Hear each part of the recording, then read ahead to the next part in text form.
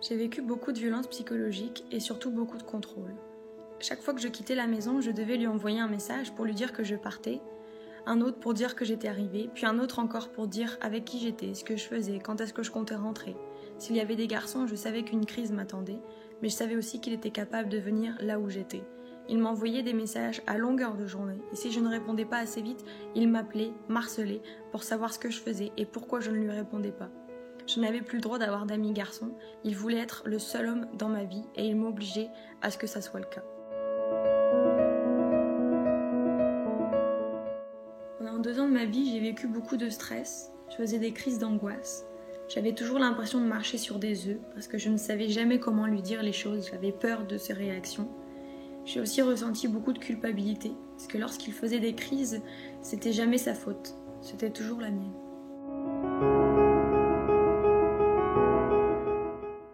Je lui pardonnais toujours tout, parce que j'avais l'espoir de retrouver la personne que j'avais connue.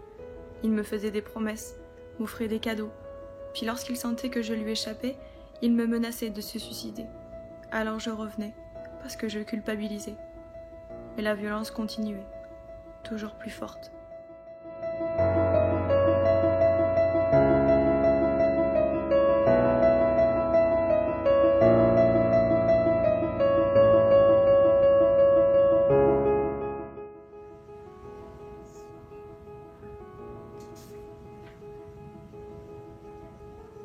N'attendez pas qu'il soit trop tard pour en parler. Dès les premiers signes, demandez de l'aide.